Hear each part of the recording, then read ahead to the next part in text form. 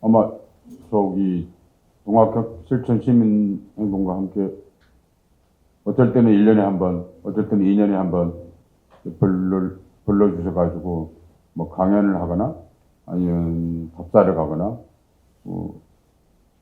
그랬습니다. 근데 올해 제일 조금 오셨네요. 그러니까 다른 때는 많이들 오셨던데 아마 강사가 별로 재능이 없어가지고 그러지 않았나 그런 생각합니다. 그래서 애초에 제가 강연을 얼마 해야 되느냐 이렇게 물어봤더니 1시간 해라. 그때 지금 사회자 보신 분은 30분만 해라.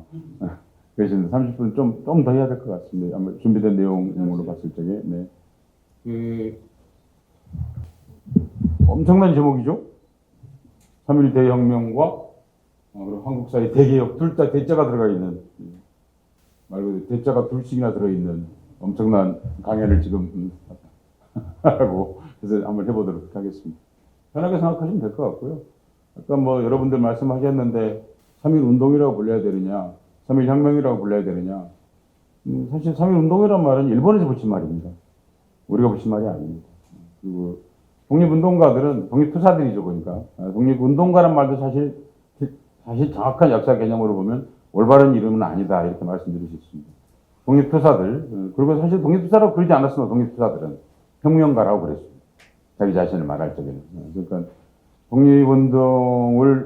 독립운동가들 독립운동만 하신 건 아닙니다. 이따 말씀드릴 텐데 그분들은 스스로 혁명가라고 그랬고 그리고 3.1운동이라고 우리가 부르는 것들이 공자 말씀, 공자가 참 좋은 말을 많이 했거든요. 정명, 바른 이름이 아니면 엄불승 그랬습니다. 말이 순조롭지 못하다. 그 말이 순조롭지 못하다는 게 역사가 순조롭지 못하다는 그런 뜻이거든요. 이게 2500년 전에 공자가 한 말입니다. 근데 우리가 이제 광복이 되고 나서 3.1운동이나 이런 역사의 아주 중요한 문제들을 성격 규정을 어떻게 할 것인가 하는 그런 논의가 사실상 없었습니다. 없는 채로 지금까지 그냥 흘러왔고요. 그러다 보니까 지금도 우리 여전히 국가에서 기록할 적에는 3.1운동 이렇게 부르고 있는데 시민사회 영역에 있는 분들은 굳이 그럴 필요는 없지 않겠는가. 3.1혁명이다 라고 말씀드릴 수 있겠습니다. 이따가 그런 내용하고 같이 말씀드려보도록 하겠습니다. 중요한 시기라고 생각하면 여러분 다 알다시피 지금이 어떤 시기라고 말씀드릴 수 있냐면요. 서양의 진보 역사학자 중 최고 가는 사람이 에릭 홉스범이라는 사람입니다. 한 10여 년 전에 돌아가셨죠. 평생 렉처만 했습니다. 그러니까 강사만 했습니다. 우리나라로 치면 프로페서가 아닌 거죠. 근데 우리하고 좀 제도가 달라가지고 영국은 렉처도 교수 이상으로 평가하는데 우리는 이게 강사 따로 있고 이렇게 되어 있는 것처럼 되어 있는데 근데 영국이 좀 독특해가지고요. 렉처를 하면 한 대학에서 고용되지 않습니다. UCL이라고 해서 런던 같으면 런던 전반적으로 돌아다니면서 강의를 하도록 그렇게 되어 있습니다. 연합대학 내에서요. 근데 이분이 그 강사라 돌아가셨는데 한국에 온 적이 있습니다. 87년도에 온 적이 있습니다. 그런데 양반이 이제 그 혁명의 시대라는 유명한 책을 쓰신 분이죠. 혁명의 시대에서 이런 말을 했어요. 혁명의 시대에서 아주 보면 기억에 상상에 나오는 말은 장기 19세기, the long 19th century라고 그랬거든요. 1789년부터 1914년까지를 19세기다 이렇게 불렀어요. 근데 그거는 혁명의 시기를 말하기 위해서 그렇게 말한 것이었거든요. 그러니까 지금 상황이 어떤 거냐면요. 장기 쿠데타 상황입니다. 뭐 지금 쿠데타가 끝나고 그런 게 아니라 현재 상황이 장기 계엄령 상황이고 장기 쿠데타 상황입니다. 이럴 때 우리가 어떻게 해야 되는가 하는 것들을 두 가지가 있겠죠. 하나는 쿠데타 세력을 어떻게 규정하는가 하는 문제가 하나 있을 것이고 그러면 그 다음에 우리 주체를 어떻게 규정할 것인가 하는 두 가지 문제가 있는데 3.1 혁명은 그런 주체를 어떻게 규정해야 되는가를 잘 말해주고 있다. 그것만 잘 검토해봐도 할 수 있다 이렇게 말씀드릴 수 있겠습니다. 한국인은 정말 자랑스럽게 생각하셔도 되는 게 빚지지 않은 혁명 전통을 가지고 있습니다. 대부분은 사실 혁명을 빚집니다. 누구의 영향을 받고 누구의 간섭을 받고 그런 체제에 사는데 한국인들은 남에 의한 영향보다는 자기 스스로 자기를 발견해서 혁명을 일으킨 그런 대단한 전통을 갖고 있습니다. 근데 그 전통이 그렇게 길지 않습니다. 사실 동학혁명부터 시작하거든요. 한국인으로서 고유한 민주성, 공화에 대한 그런 것들을 가지고 있습니다. 그러니까 무엇보다 빚지지 않았다는 데 대해서 큰 자부심을 가져도 좋을 것 같습니다. 우리가 혁명 이제 말할 때 미국 혁명을 말하는데 미국 혁명이 프랑스 혁명보다 더 먼저 있었죠. 1776년으로 그렇게 통상 기산하고 있습니다. 그 얘기를 여기서 논쟁할 거리는 아니기 때문에. 그런데 그걸 이제 최초로 왕이 아닌 걸 뽑아본 거였거든요. 이거 엄청난 사건입니다. 왕이 아닌 자를 국가 통치자로 뽑아본 거예요. 엄청난 일이었습니다. 그러니까 역사 이래로 킹이 아닌 최초의 국가 지도자가 출연했는데 그러다 보니까 단일한 언어가 없었습니다. 언어가 없었어요. 그래서 복합 언어인 영어 단어를 선택했는데 그게 프레지던트입니다. 프레하고 레지던트를 떼야 되는 거잖아요. 그게. 그러니까 그건 하나의 단어로 있을 수가 없었어요. 의미는 비주재자의 이런 뜻에 가깝습니다. 뜻을 의역을 하면요. 그러니까 그 레지던시가 우리 잠자는 레지던시 그 뜻이거든요. 그 단어는 같은 단어거든요. 어디 가서 머문다, 잠잔다 할 때 그 말 앞에 프레라는 말이 붙어 있는 거죠. 그러니까 근데 이건 대사건입니다. 근데 미국 독립혁명이 어떻게 가능했죠? 프랑스의 지원이었습니다. 프랑스 지원을 생각하면 안 됩니다. 미국 혼자 한 게 아닙니다. 그럼 많은 프랑스 군인들이 미국에서 왕이 없는 나라를 세우는 걸 봤어요. 근데 그 사람들이 보통 사람들이에요. 물론 장교도 있었죠. 근데 보통 사람들 가서 미국 혁명을 본 거예요. 그럼 그 당시에 여러분 프랑스 시민들 현재 미국의 3분의 1이 프랑스 시민이었어요. 아메리카라고 부르는, USA라고 부르는 것에 3분의 1이 프랑스 시민이었어요. 그게 뭐죠? 그건 단일하게 한 주예요. 그게 루이지애나예요. 루이지애나가 무슨 뜻이죠? 루이의 땅이라는 뜻이에요. 부르봉 왕가의 땅이라는 뜻이 부르봉 왕가예요. 루이지애나 끝에, 제일 끝에 있는 항구, 유명한 항구가 뭐죠? 누에버 오를레앙이에요. 누에버 오를레앙. 거기서 누에버 오를레앙에서 식민지 때 프랑스 대혁명 때문에 자유가 주어진 거예요. 완전한 자유 말고 일정하게 제한된 자유인데 최초로 흑인 노예들이 퇴근이 했어요. 퇴근을. 왜냐면 식민지도 일정하게 적용되었거든요. 프랑스만큼 적용되지는 않았지만 프랑스 식민지도 일정하게 혁명이 갖고 있는 그 요구를 반영하지 않을 수 없었어요. 왜냐면 IT에서 혁명이 일어났거든요. 그 얘기까지 하면 길기 때문에 하여튼 그래서 말하면 미국에도 영향을 줬어요. 그래서 이제 그 사람들이 퇴근을 하면서 퇴근하니까 할 일이 없잖아요. 그때 흥얼거린 것이 오늘날 재즈의 기운이 되었습니다. 영어로 누에버 오를레앙의 이름이 뉴 올리언즈입니다. 나중에 영어식으로 그 바꾼 거죠. 그것이. 오를레앙이란 말 뜻은 아시겠죠? 잔다르크 할 때 그 오를레앙, 같은 오를레앙입니다. 그러니까 그 당시에 이 사람들이 서구사에서 프랑스 어디든 간에 했던 목표는 딱 두 가지였습니다. 하나는 봉건주의하고 싸우는 거였죠. 봉건을 혁파하는 거였죠. 이게 뭐죠? 결국은 소유권과 권력에 관한 얘기입니다. 맞지 않습니까? 봉건 대토지 소유자들이고 그리고 권력을 다 쥐고 세속 권력을 쥐고 있는 거죠. 그걸 깨트리는 게 중요했고 그것을 어떻게 정치 권력으로 바꾸느냐. 그게 이제 우리가 말하는 민주정부인 거죠. 그 두 가지 세우는 게 이 사람들의 핵심 목표였습니다. 한국은 거기에 한 가지를 더 해야 되는 굉장히 악조건 하에 있었습니다. 그것도 더구나 식민지 체제였죠. 그러니까 가장 내세웠던 게 반외세였습니다. 반외세. 근데 이게 여러분 굉장히 어려운 문제예요. 프랑스 혁명은 달라요. 프랑스 혁명은 외국에서 자기들 치안 권력을 장악하고 정치 권력을 장악하고 있는 세력이 자기 종족이에요.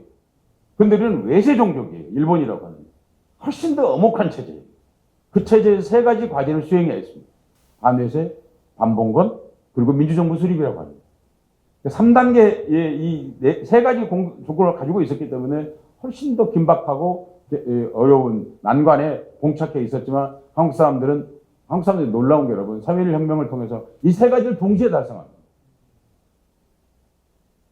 보세요. 고종이 죽었다는 이유로 민중이 봉기합니다. 맞죠?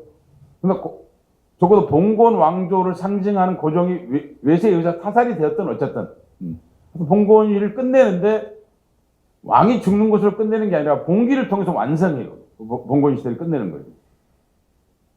그리고 동시에 그 싸움 뭐였죠? 일제하고 싸우는 거였어요. 일석이조란 말이 있는데 한국이 일석삼조를 했죠. 이게 절대 비유가 아닙니다. 그리고 한 달 11일이 되어서 만든 게 대한민국 임시정부예요. 거기 제1첫 줄이 대한민국은 민주공화국으로 한다. 이 말이 제1조예요. 아, 여러분, 그때는 헌법이라 부르지 않고 헌장이라 불렀는데 임시헌장이 10개 조항밖에 안 돼요. 제7조가 뭐냐면 여러분, 여성들도 권리가 같다 해요. 엄청난 사건이에요.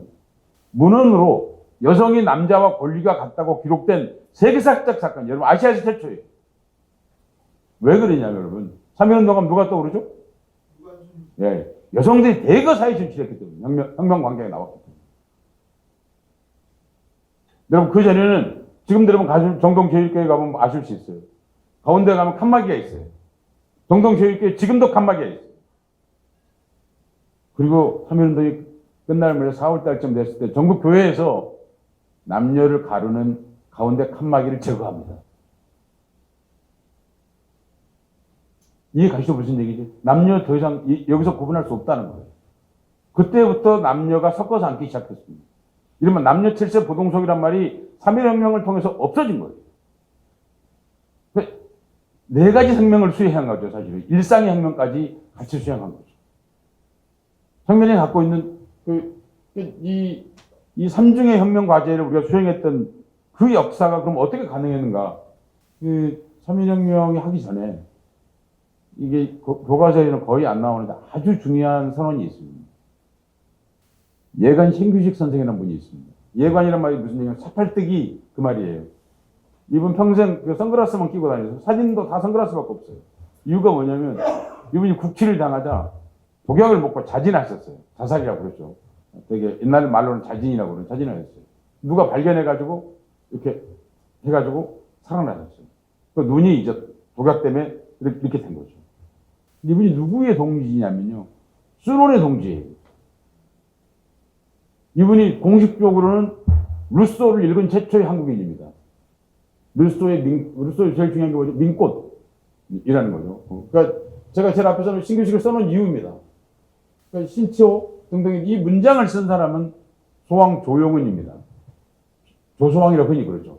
그러니까 신규식의 전체 컨트롤을 하고 그 글을 쓴 사람은 조소왕이 쓴 겁니다. 근데 여기 이런 말이 나와요. 한인은 한이요, 비한인의 한이 아니다. 외세가 우리 한이 될 수 없다 그 말이에요. 이 말은. 그 다음에 한인 간의 주권 수준은 역사상의 불문법이요. 그거 법으로 정할 필요가 없다는 겁니다. 외세가 우리 주권을 가져갈 수 없다. 그 다음에 말이 명언입니다. 이 비한인에게 그 말을 하죠. 주권을 양해하는 건 근본적으로 무효다. 그리고 경술련의 융희양제의 주권 포기는 묵시적 선의이다. 누구에게? 국민에게. 이게 1917년에 이미 나온 얘기입니다. 그러니까 이게 우리가 이러면 하루아침에 이게 된 게 아니에요. 3.1운동의 선언문에 들어가는 김일동님 선언문이 흔히 부르는 것에 들어가는 것이 하루아침에 생긴 게 아니고 이런 선배들의 이런 충분한 사유 속에서 탄생했다. 여러분 생각해 보십시오. 3.1혁명이 3월 1일 날 일어나는데 한 달 10일 뒤에 정부가 수립되겠습니까? 1860년이 되면 이미 공화에 대한 논의가 한반도에서 일어납니다. 근데 그게 하루아침에 된 게 아닌데 우리는 자꾸 그 공화의 역사, 민주주의 역사에 대해서 공부를 너무 학교에서 안 가르치는 거죠. 왜 안 가르치냐면요. 고등학교 교과 과정까지 국사시험은 조선시대에서 끝납니다. 근현대사를 가르치면 한국 지배권력 본질이 다 폭로되기 때문입니다. 그러니까 근현대사는 시험 문제에 나오지도 않아요. 거의 나오지도 않아요. 그럼 사실은 어느 시대를 공부해야 될까 우리가요? 고조선에 대해서 잘 아는 것도 중요하겠죠. 고조선이 중요해요? 일제강점기에 중요해요? 일제강점기와 거기에 맞서 민족해방투쟁, 독립투쟁사가 훨씬 더 중요하겠죠. 오늘 우리를 있게 한 거니까요. 그 시기는 안 가르치죠. 여러분 우리나라가 기록된 역사 2000년이 되었는데 그 중에 주권을 완전히 잃어버린 적이 딱 한 번 있었는데 몽골이 쳐들어왔을 때도 잃어버리지 않았고 비록 혼인은 임진이라는 때도 그러지 않았고 병자호라는 때도 그러지 않았어요. 딱 한 번 잃어버렸는데 1910년 8월 20일 오후 3시입니다. 우리가 경술국치라고 부르는 거예요. 발표가 29일 날 됐습니다. 어디서 나라가 망했는지 아세요 혹시? 모르시잖아요. 그 터를 제가 찾아가지고 거기를 국지터라고 만들어놨습니다. 아무도 가르쳐주지 않았어요. 왜? 친일파가 다스렸으니까 다시. 그거 가르치면 안 되는 거예요. 기록된 역사 2000년 이내로 나라가 딱 한 번 망했는데 완전히 망한 게 아무도 가르치지 않았어요. 그러니까 당연히 이런 역사를 가르치질 않는 거예요. 우리 주권은 불멸. 네? 불멸이다. 국권이 끊어진 적이 없다라는 아주 중대한 선언입니다. 그리고는 정말 빼지 말아야 될 게 2.1 독립선언입니다. 2.1 독립선언이 만주에 산 거거든요. 이분들이 이제 제시한 게 뭐였냐면, 이제 2.1 독립, 2월 1일 날 있어서 그렇게 말하는데, 다 같이 김인현에 있었습니다. 근데, 이 날짜가 며칠이냐 하는 문제가 논쟁이 있는데, 오늘 뭐 그런 얘기 할 자리는 아니기 때문에, 여기서 얘기하고 있는 게 육탄 혈전으로 우리는 나라를 되찾아야 한다고 주장하고, 이 문건도 또한 조소왕이 썼습니다. 조소왕 선생이 한국 최고 보수주의자입니다. 오늘 여러분들한테 제가 말씀드리려고 하는 것은 가장 보수주의자들만 얘기할 겁니다. 오늘 기준으로 하면 이분들이 얼마나 진보적인가 아시게 될 겁니다. 진짜 보수가 뭔지. 그러니까 여기에 여기 이 선언에 참가했던 사람들이, 여러분 우리가 임시정부가 7개가 있는데 그중에 우리의 대표적인 임시정부가 대한국민의 한성정부, 상해정부 이렇게 있습니다. 그게 통합한 것이 1919년 9월 11일 날 통합한 것이 우리가 알고 있는 대한민국 임시정부입니다. 근데 여기에 이척이라는 사람 빼놓고는 아무도 변절한 적이 없어요. 여기에 서명 가담한 사람들. 이게 대단히 중요한 내용이죠. 그리고는 28 독립선언을 했는데 도쿄가 저기 신정부잖아요. 거기 독립선언을 했죠. 근데 그때 여러분 동경 유학생이 600여 명 정도였습니다. 현장에 모여있던 사람이 400여 명이었습니다. 그러면 학생운동이 이때 시작된 겁니다. 학생들이 뭘 해야 된다고 하는 최초의 역사적인 순간, 일제강점기 민족해방투쟁 과정에 성립했고, 이걸 이어받아서 이제 3.1운동 때 본격적으로 했는데, 3월 1일 날은 학생들은 별로 많이 참가하지 않았습니다, 사실은. 3월 5일 날부터 본격적으로 참가합니다. 그건 뭐 역사 디테일인데, 뭐 거기까지 아닐 것 같고요. 그리고는 이제 3일 우리가 알고 있는 김이독립 선언문이라고 흔히 부르는 이제 3월 1일 날 3.1혁명 선언이 있죠. 근데 여기 제가 4개 써온 건 일화가 있어서 제가 써온 건데요. 제가 제일 위에 쓴 한자가 뭐죠? 선조죠. 조선이 아니죠. 사실 김이독립 선언문은 정식 명칭은 그냥 선언서입니다. 여러분 훌륭한 선언을 할 적에는 앞뒤 수식어가 없는 겁니다. 그냥 선언서 세 글자예요. 우리가 구분하기 위해서 김이독립선언서 이렇게 부르는 거예요. 선언서 첫 줄이 5등은 우리는 그 말이죠. 나 등은 5가 그러니까 자해와 선조의 독립국인가. 이게 식자를 잘못해가지고 조선으로 찍어야 되는 그 국호가 선조로 찍혔습니다. 그래서 독립을 못했다. 이런 농담이 있습니다. 그 드라마를 만들 적에 이 식자공을 주인공을 만들면 얼마나 재밌을까요? 이분이 누군지는 몰라요. 누가 식자를 했는지 모르는데 첫 줄에 나와야 될 나라 이름이 거꾸로 인쇄가 됩니다. 얼마나 평생 괴로웠을까요? 그래서 이게 독립선언서를 구분할 때 간단한 구분하는 방법이 있습니다. 첫 줄이 선조로 찍혀 있는 것이 1판. 발견했죠, 당연히. 이종일 선생님이 발견하셨습니다. 33인 중에 한 분이십니다. 동학군 출신이시죠. 발견해가지고 바로 2판에서부터 인쇄를 바꿨지만 이미 찍은 것, 그때라도 인쇄 찍는 것이 보통 일이 아닌데 바꿀 수가 없었기 때문에 배포를 같이 했습니다. 그래서 지금 독립기념관에 가면 초판 찍혀 있는 게 남아 있습니다. 그리고 그 독립선언을 찍을 적에 성주 이씨 혹시 여기 있으신 분? 성주 이씨란 성씨를 들어본 적 있으세요? 경북 성주 사드 미사일이 있는 그 성주 말하는 겁니다. 그 성주에 이씨가 있습니다. 이분이 성주 이씨세요. 이종일 선생님. 당연히 손병희 선생님 제자입니다. 성주 이씨 족보를 찍었어요, 그날. 여러분, 우리 족보의 99% 일제강점기 때 찍은 겁니다. 옛날에 족보 없었냐고요? 네, 없었습니다. 왜 없었냐고요? 여러분, 옛날 석판 인쇄하는 거 어마어마한 돈이 들어갑니다. 어마어마한 돈이 들어갑니다. 과거를 보기 위해서 인쇄본 책을 다 사면 돈이 얼마나 들었을 것 같으세요? 과거를 보기 위해서. 집 한 채 값이었어요.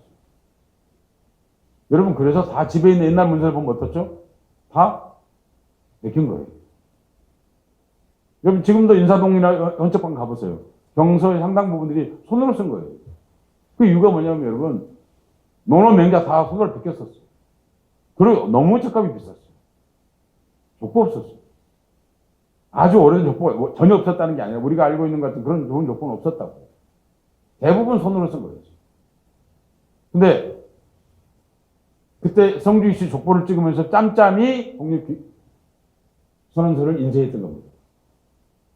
짬짬이 했어요. 근데 독립경찰서 고등계가 높다 그 말이에요. 그러니까 정복가라는 뜻입니다.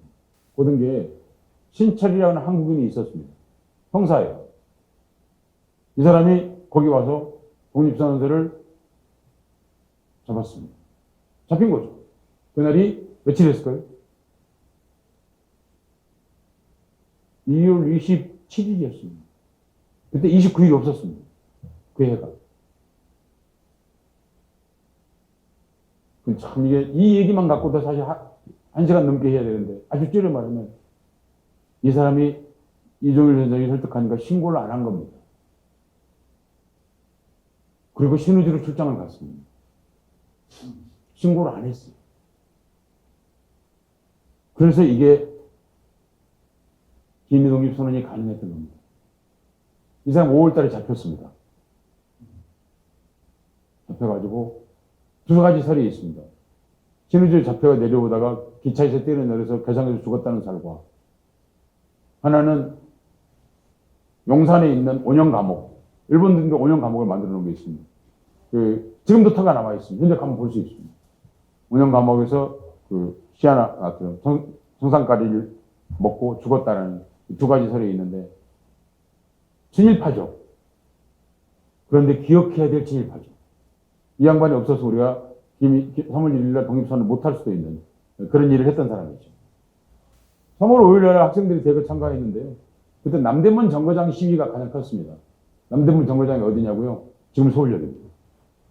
지금 서울역이 그 당시에는 남대문 정거장이었어요. 정신면이었습니다. 서울역은, 경성역은 어디 있었냐면요. 지금 이화여고 자리에 있었습니다. 거기가 종점이었어요. 왜 그러냐면 지금은 정동에 호텔이 다 있었기 때문에 기차가 거기까지 갔습니다. 그랬다가 그 정거장을 없애고 1926년도에 우리가 알고 있는 경성역이 생긴 거예요. 뭐 거기까지 모르셔도 되겠는데 어쨌든 그 남대문 정거장으로 사람들이 3월 1일이 하게 된 거는 교회가 그 다음날이 교회가 일요일이어서 3월 2일은 못한다고 그랬고 3월 3일날은 인산날이고 3월 4일은 순종이 황제가 고종의 묘지에 돌아오는 날이었어요. 그 시위가 없었어요. 3월 5일날 순종이 장덕궁으로 돌아온다. 이 얘기를 그러니까 장례가 끝난 거죠. 그래서 그 당시에 경양 각지에서 온 사람들이 그냥 서울역이라고 하겠습니다. 서울역을 통해서 고향으로 돌아가는 날이었어요. 그래서 학생들이 그 전날 3월 4일날 저녁에 쪽지가 딱 하나 돌았습니다. 아무 내용도 없이. 그때 학교는 다 지금 동로에 있었어요. 모든 학교가 다. 내일 아침 10시 이게 다 했어요. 근데 학생들이 거의 빠짐없이 거의 모든 재학생들이 서울역으로 나왔습니다. 그때 보성학교 학생 강원벽 그리고 보성 전문을 얘기하는 겁니다. 보성 전문이 여러분 지금 고대가 거기 있질 않았고 인사동에 있었습니다. 그리고 연희 전문 학생이었던 이 김기두 두 사람이 차례대로 인력거를 타고 서울역에 나타났습니다. 그리고는 인력거 위에 올라갔습니다. 인력거 위에 한복을 입고 있었습니다. 두루마기, 검은 두루마기 입고 있었습니다. 그리고 그 위에 올라가서 이 막대기로 이렇게 연결되어 있는 깃발을 들었어요. 조선 독립. 그리고 그 위에 올라가서 연설을 했어요. 인력거 위에 올라가서. 기록이 나옵니다. 경성에서 가장 발이 빠른 인력거 두 사람이 그렇게 했다. 아쉽게도 독립운동사는 그 인력거꾼의 이름을 기록하지 않고 있습니다. 분명히 붙들려가서 엄청나게 두들겨 맞았겠죠. 그리고 뒤이어서 또 나타났습니다. 빙기들. 그저 사람들이 지금의 비행기표입니다. 기차표를 서울역 바닥에 집어 던졌습니다. 그리고 시위에 참가했습니다. 5천 명이었습니다. 아, 별거 아니라고요? 요새 시위가 여러분 너무 큰 거예요. 어마어마한 인력입니다, 그 당시에. 5천 명이 참가해서 독수공원을 향했습니다. 그것이 우리가 알고 있는 진짜 3.1운동, 그날이. 이 두 사람이 있었던 게 3월 1일 날 탑동공원, 지금 탑골공원이라고 부르는 화구다공원 말하는 겁니다. 그래서 만세를, 김정일 선언을 낭독했던 사람은 학생 대표가 아니었습니다. 학생 대표로 다들 알고 있죠. 학생 대표이기도 하죠. 왜냐하면 학생들이 많았으니까. 근데 이 사람은 직업이 학생이 아니었고 전도사였습니다. 정지용이라는 분입니다. 북한산에 가면 현재 남아있습니다. 이분이 새겨놓은 거예요. 왜 이분이 새겨놨냐면 이분이 8월 달에 잡혀요. 그럼 3.1 독립선언 탁구공원 팔각정에 올라가서 독립운동 선언을 낭독했는데 안 잡혔다는 게 여러분 이상하죠? 간단하게 운동권이 아니었기 때문에. 왜냐면 옆에 이분이 이렇게 독립선언서를 갖고 있으니까 어떤 사람들이 나이가 먹고 그러니까 형님이 가서 읽어보시오. 해가지고 자기 아무 계획 없이 가서 읽은 거예요. 그냥 거기 올라가서. 그렇게 된 거예요, 일이요. 그리고 나중에 감옥까지 갔다 왔는데 가서 얘기했어, 사람들한테. 내가 김정일 선언은 내가 낭독했다. 그러니까 친구들이 뭐라고 그랬겠어요? 너 왜 그래? 아무도 안 믿은 거예요.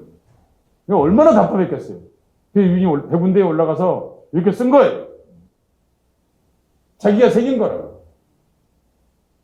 얼마나 답답했으면 그랬겠어요. 기가 막힌 일이죠. 그래서 써놨어요. 글을 쓴 사람 누구냐면 경성부 청진정에 살고 있는 육당 차남선이 썼고 낭독은 누가 있냐면 해주 수양산인 정재용이 했다고. 얼마나 답답했으면 그 올라가 돌을 새겼겠어요. 제가 여러분 심심하시죠? 어제 백운대 가시면 있어요. 백운대 가면 지금도 가면 볼 수 있는데 약간 경사가 가팔라요. 거기가. 그러니까 한번 백운대 가시고 웃음이 나는 얘기인데 참 기가 막힌 웃음이 나는 얘기죠. 나중에 이분이 계속 이제 정부 측에다 얘기했어요. 내가 읽었다. 그러니까 정부 측에 보니까, 진짜 맞는 거예요. 그래서 어느 해인가 김일동 선언문 해마다 낭독하잖아요. 여기서요. 읽게 해준 거예요. 돌아가시기 전에. 돌아가시기 전에 오늘 푸신 거죠. 이분 평생 얼마나 답답했겠어요. 내가 김일동 선언문 내가 낭독했다 그러는데 아무도 인정 안 했죠. 이거 좀 환장할 일이죠. 네. 근데 한반도라는 게 참 희한한 것입니다. 국사 공부 한국처럼 쉬운 나라가 없습니다. 이게 다예요. 시험이 여러분 어려운 이유는 정권이 교체돼야 어렵거든요. 정권 교체가 아예 없었어요. 그럼 삼국 시대 통일한 게 신라인데 그럼 고려가 뭐예요? 신라의 육두풍까지를 포함하는 신라의 지배 세력과 송악의 세력이 연합한 게 고려 귀족이에요. 그럼 신라 귀족 중에 신라의 귀족이었다고 죽은 사람 없어요. 그대로 지배금이 된 거죠. 조선은 뭐죠? 고려의 신진사대부들이죠. 고려 사람들이 그 사람들이죠. 하층민이 일어난 게 아니에요, 여러분. 여러분, 신진사대부가 하층민이에요? 우리가 알고 있는 정몽주, 정도전, 이성계, 이게 다 신진사대부들이잖아요. 이미 4대 부잖아요, 여러분. 앞에 신진이 붙으니까 새로워 보이는 거지. 단, 이 사람들은 불교를 믿은 건 아니었죠. 실제로 한국은 진정한 의미에서 정치 권력 교체가 일어난 적이 없어요. 한 번도요. 일제강점기 때 친일파가 누구죠? 다수의 세력이 노론 300년이 친일로 이어졌죠.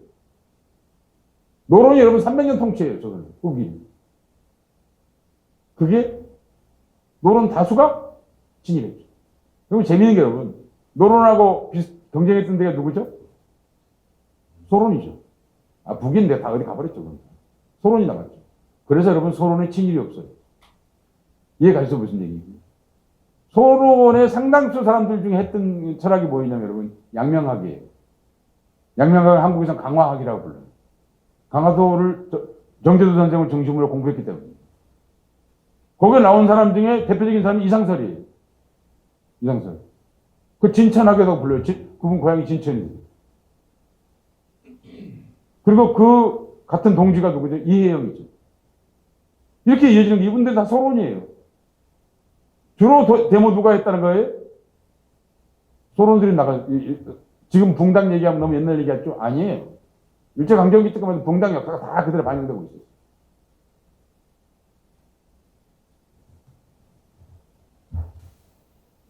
그런데 여러분 이걸 바꾼 게 있어요.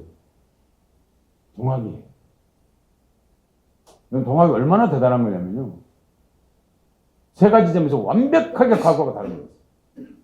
하나는 자기 사상으로 한국이 자기를 최초로 설명한 사건이에요. 이건 대사건이에요. 그 전에 뭐예요, 여러분? 우리나라 들어온 첫 번째 사상이 뭡니까? 불교예요. 맞습니까? 안 맞습니까? 우리는 외세의 사상으로 우리를 규정했어요.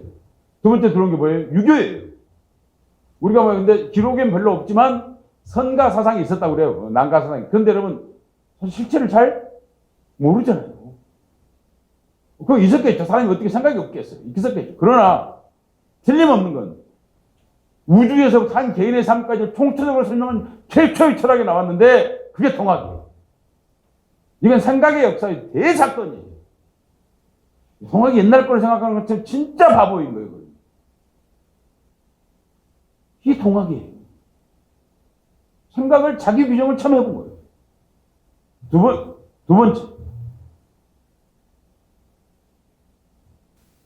동학 봉기가 최초로 팔도 전체에서 동시에 일어난 유일한 봉기예요. 한 번도 그런 적이 없어요. 단일한 목표와 단일한 주제를 가지고 팔도가 봉기한 적이 한 번도 없어요. 동학혁명이라고 흔히 부르든 동학농민혁명 부르든 갑오농민 뭐라고 그건 알아서 부르시는데 그게 유일한 일이에요. 근데 여러분 동학이 해방 당시에 한국이 문자 해독률이 25%에 미치지 못했습니다. 대략 20에서 25%를 봅니다. 용담 유사를 읽어보시면 여러분 사전 없이 읽을 수 있어요? 없어요? 솔직히 말해서요. 용담 유사를 펼쳐봤다 나는 못 읽어요. 네, 못 읽어. 다 한문이에요. 그럼 동학도들이 그러니까 무슨 얘기죠? 책 보고 동학도가 되었다는 거예요? 아니었다는 거예요? 듣고 됐다는 거, 듣고. 혁명은 여러분 책으로 되는 게 아니라 귀로 되는 거예요. 어떻게 해서 수많은 사람이 팔도에서 동학군들이 출연했을까요? 문자 모르는데.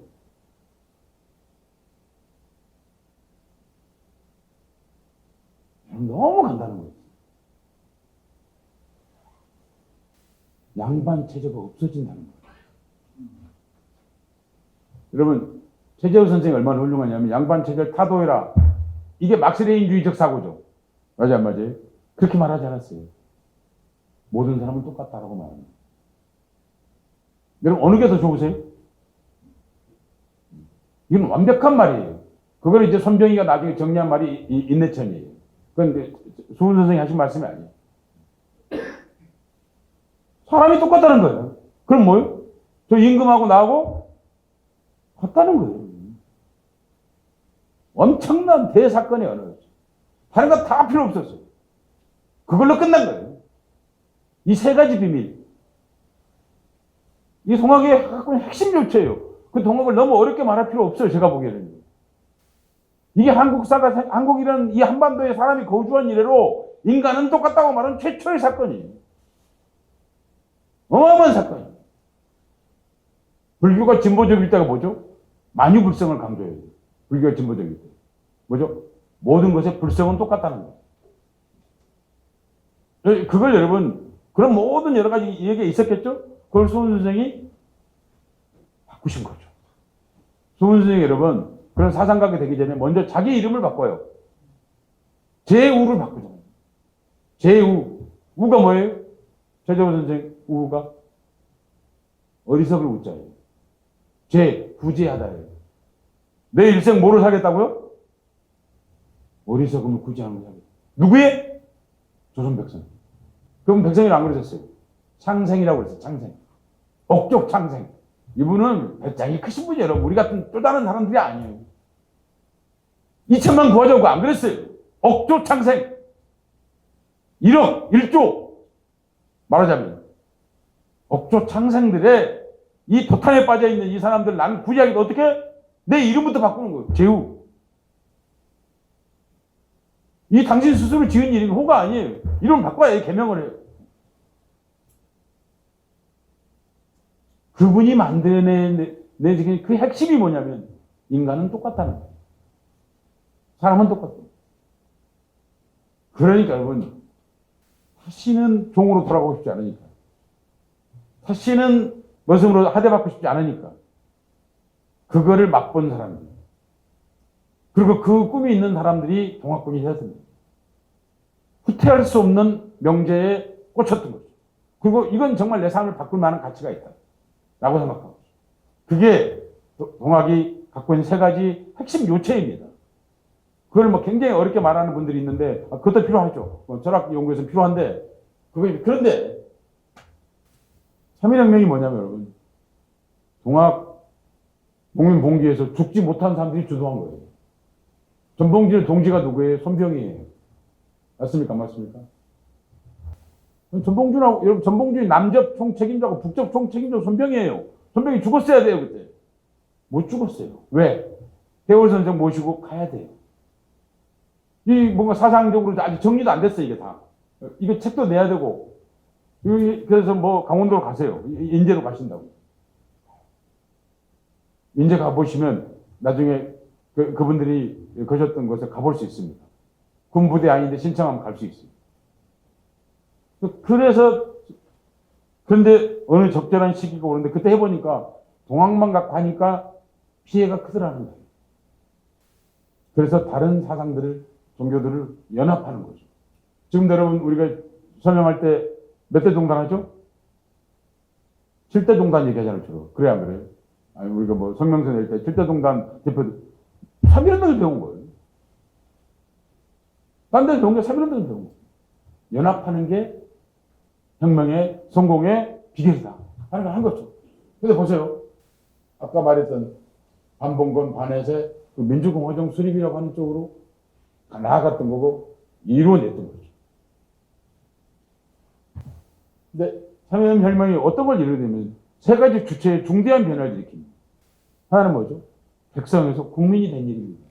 내지는 민중이 되거나 뭐라고 불러도 좋은데 적어도 인민이 되거나 뭐라고 불러도 좋은데 틀림없는 거는 백성이 아니었다는 거예요. 더 이상. 주체에 관한 거예요. 여러분 우리 헌법 설정이 어떻게 되어 있냐면요. 유구한 역사와 전통을 자랑하는 우리 대한국민은이에요.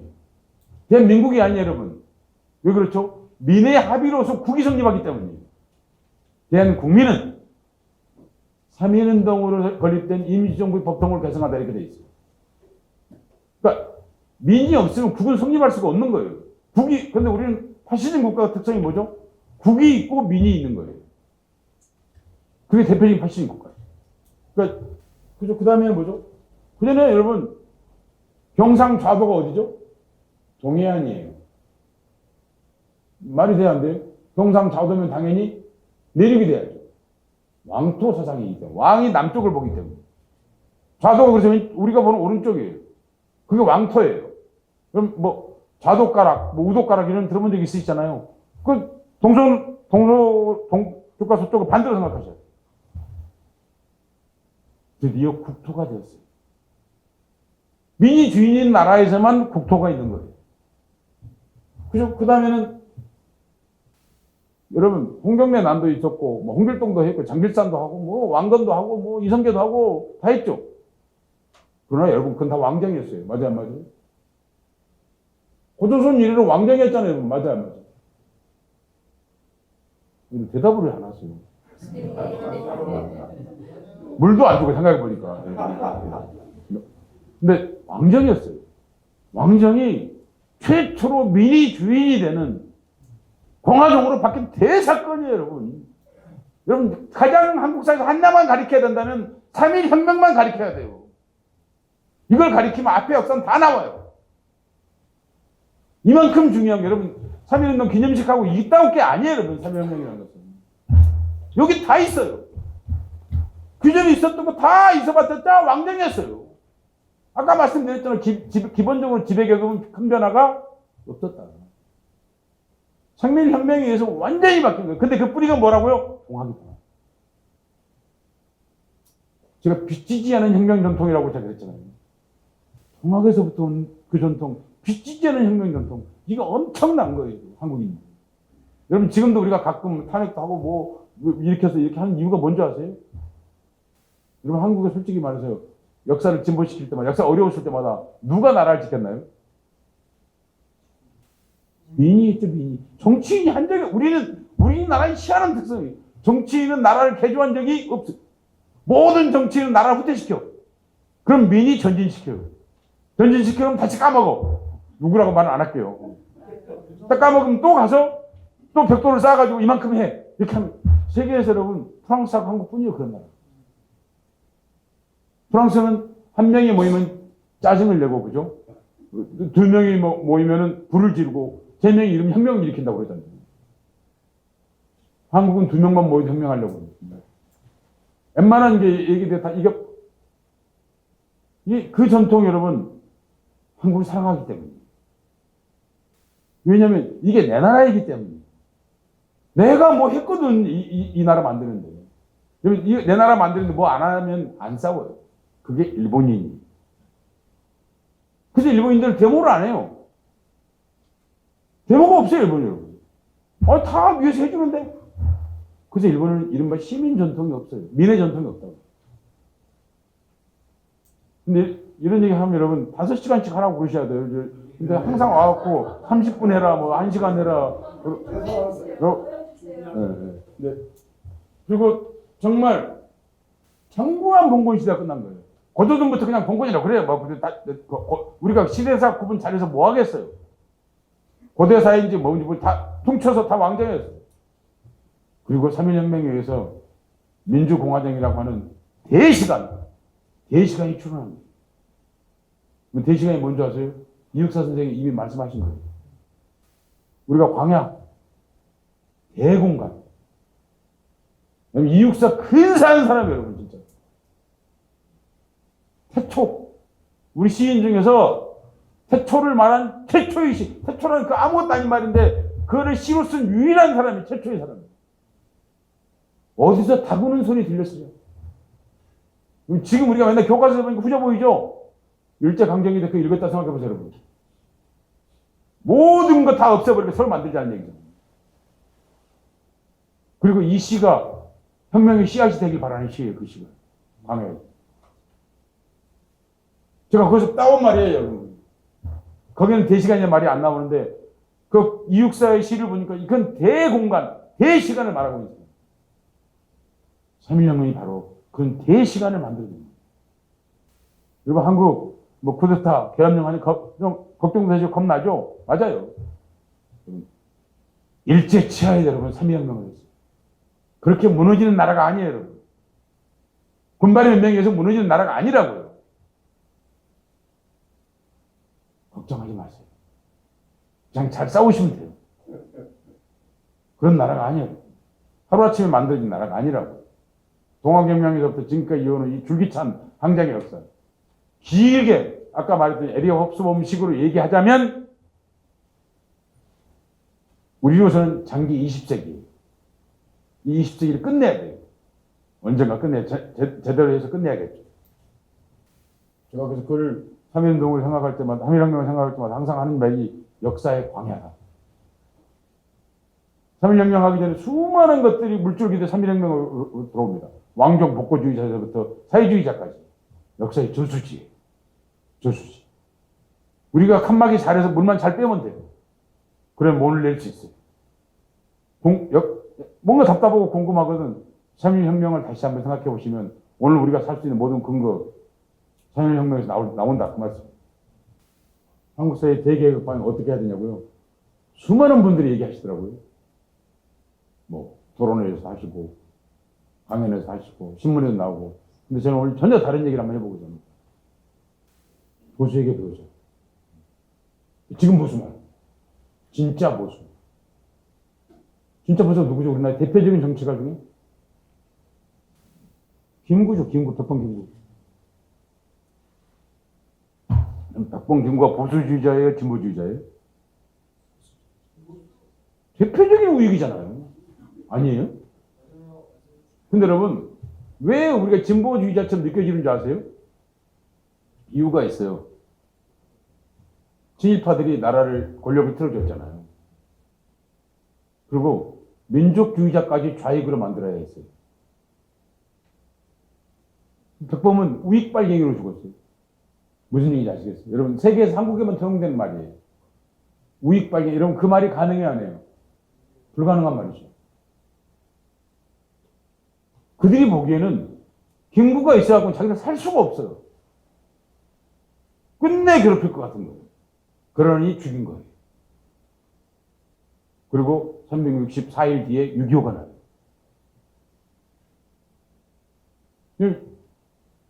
장준하, 대표적인 보수조선. 홀수 기독교들. 살아생전 맥주 딱 한 잔 먹었어요. 1945년, 그것도 날짜까지 정확하게 기억해요. 8월 18일 날 밤에 여의도 공항에서 우리가 보고 있는 그 유명한 사진, 장준하, 노능서, 김준엽 3명이 기관창동 들고 찍은 사진, 그 사진, 그 찍기 전날, 저녁에 여의도 공항에 왔을 적에 맥주 한 잔 먹은 거, 그게 다의 유일하게. 백범의 비서였어요. 이해 가시죠? 무슨 얘기지? 그럼 백범이 여러분, 좌익들 데리고 정치했겠어요? 우익이에요, 대표적인. 그런데 자기들이 죽였잖아요. 암살했잖아요. 그러니까 어디냐면, 친일파들은 자기들이 모실 수가 없는 거예요. 그 여러분, 우파, 민족주의자, 우파, 그리고 또 민족주의자, 이런 분들까지 다 흔히 말하는 운동권이 섬기게 된 거예요. 저 말 이해 가시죠? 무슨 얘기인지. 여러분, 독립운동사를 얘기하는 게 정확하게 말하면 민족주의자들이 주로 말 많이 해야 되겠죠. 맞아, 안 맞아요? 네. 근데 한국에서는 주로 운동권이 이 말을 해요. 그러니까 우리 제사를 폭넓게 지내고, 왜 그럼 저 사람 못하냐면요. 저 사람은 애비가 이한용이거든. 맞아요, 안 맞아요? 저 사람은 애비가 이한용. 애비를 애비라 부르지 못하는 자들이에요. 근데 백범을 또 애비라고 부르면, 이게 뭔가 자기들이 처치했는데, 이거 안 맞는 거예요. 못 부르는 거예요. 이 아주 쉬운 예가 뭐냐면요. 제가 글을 여러 번 썼는데, 전 세계에서 거의 100개의 나라는 제가 확인했어요. 근현대사 인물이 화폐 인물로 들어가 있지 않은 유일한 나라입니다, 한국이. 그럼 화폐란 게 뭐예요? 자본주의 거예요. 맞아, 안 맞아요? 화폐 인물로 쓰질 않아요. 근현대 인물을. 왜 못 쓸까요? 우리 왜 안 할까요? 안 하는 거예요, 여러분. 하면 누가 들어가야 되죠, 먼저? 독립운동가. 맞아요, 안 맞아요? 독립운동가 들어가야 되는 거야. 그러느니 중세 인물을 하자는 거야, 그냥. 그것도 다 어느 시대만? 조선. 네, 조선. 그것도 다 성씨가, 또 희한하게도 성씨가 또 같은 사람들이 많아요. 제일 많은 성이 어디입니까? 덕수이 씨예요. 덕수이 씨. 덕수이 씨 누구예요? 이순신. 이순신. 또 율곡. 이게 한 집안이에요. 신사임당. 네. 신사임당도 덕수이 씨로 시집간 사람이에요. 셋이. 진성희 씨, 태계. 이 씨밖에 없어요. 그리고 이도 전주희 씨죠. 세종. 이거 기가 막힌 일이에요. 기가 막힌 일이에요. 이명박 노무현 대통령 마지막 국무회의가 뭐였냐면, 네, 국무회의에 들어간 의제 중에 하나가 뭐냐면 유관순을 10만 원권 지표로 만든다 했어요. 그리고 그 다음 정부, 이명박 정부에 그걸 물려줬어요. 이명박 정부가 끝내 국무회의 때 그걸 시행을 안 해버렸어요. 그러니까 그들이 유관순 이거 만세 부르고 할 적에 만세 부르는 게 진짜라는 거예요? 아니라는 거예요? 진심은 아니라는 거예요. 화폐 인물만, 전 다음 정권 오면 화폐 인물만이라도 바꿔봤으면 좋겠어요. 저는 솔직히 봉건님 다 인물은 다 없애야 된다고 생각해요. 여러분, 이완용이가 설마 들어가겠어요? 그래, 안 그래요? 네. 아니, 정말, 그걸로 모든 것이 보여준다. 라고 생각해요. 그러니까 첫 번째 넣어보고 싶은 건 안중근 집회입니다. 화폐입니다. 1원짜리 됐으면 좋겠어요. 1원짜리. 딱 일본이 만날 때마다 악수할 때마다 넣어가지고 그런 기쁨을 한번 누려봤으면 좋겠어요. 보수에게 배우죠. 보수가 뭔가? 보수에 대한 규정은 얘기하지 않겠습니다. 보수, 지금부터 얘기하려고 하는 것은 여러분이 보시면 커뮤니스트들 주장 같이 그대로 느껴질 거예요. 근데 한국 최고의 보수들이 주장한 내용들입니다.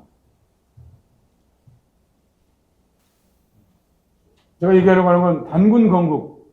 여러분, 단군 건국에 그때 커뮤니스트들이 있었습니까? 커뮤니즘이라는 말이 생긴 것이 몇 년 되지도 않았습니다. 있을 리가 없죠. 그 다음에 건국강령. 이게 김구 임시정부가 쓴 거예요. 그 다음 재헌헌법. 이승만이 쓴 거예요. 맞죠? 이승만 체제에서 나온 거예요. 여기에 들어있는 내용들이 지금 여러분이 들으시면 상상을 초월하는 내용이 들어있다는 걸 아시게 될 겁니다. 이분이 누군가요? 네, 소왕 조영원입니다. 그러니까 성균관이 생기고 나서 가장 최연소로 입학한 사람입니다. 공부를 잘했다는 얘기, 파주분이세요. 근데 이분이 쓴 게 대한민국 건국강령이에요. 41년. 나라를 어떻게 볼 때 이렇게 세워야 된다 그 말이에요. 근데 거기 이런 말이 나와요. 홍익인간, 이화세계, 이거 맨날 들어본 말이잖아요. 우리 결여부집 최고 공리다. 근데 그 내용이 뭐냐 하고 규정한 말이에요. 머리와 꼬리가 궁평하게 있어야 된다는 거예요. 이거 엄청난 말이에요, 여러분. 맞아요, 안 맞아요? 머리와 꼬리가 궁평하게 있어야 된다는 거예요. 평등, 그 말이에요. 평등하지 않으면 나라 세우는 거 아무 의미도 없다, 그 말이에요. 그 다음이, 그래야 뭐냐면 흥방. 나라가 흥하고 태평을 보장할 수 있다. 여러분, 한국의 보수 이론가 중에 최고 보수 이론가가 조영원이에요. 그리고 그 내용이 이렇게 되어 있습니다. 토지는 어떻게 된다고? 국유화해야 된다. 이거 조소왕은 사회주의자 전혀 아니에요. 토지는 국유화해야 되고 그에 따라서 이따위로 나머지 걸 해야 된다. 분배해야 된다. 근데 그게 관철되지 못하고 재헌헌법에서 토지 사유를 전제로 토지개혁을 하지 않았죠. 농지개혁을 했습니다. 같은 말 아니냐고요? 완벽하게 다른 말이에요. 토지개혁의 반대말이 농지개혁이에요. 토지개혁은 뭐냐면 여러분, 염전, 임야까지 다 포함하는 거예요. 지주들이 다 어떻게 했을까 그때? 새벽산맥에 좀 나와요. 그 내용이. 화측, 화신화 이런 거 다 산으로 돌렸어요, 임야를. 그리고 바닷가에 있는 거 염전으로 바꿨어요. 실제로 소금을 뿌렸어요.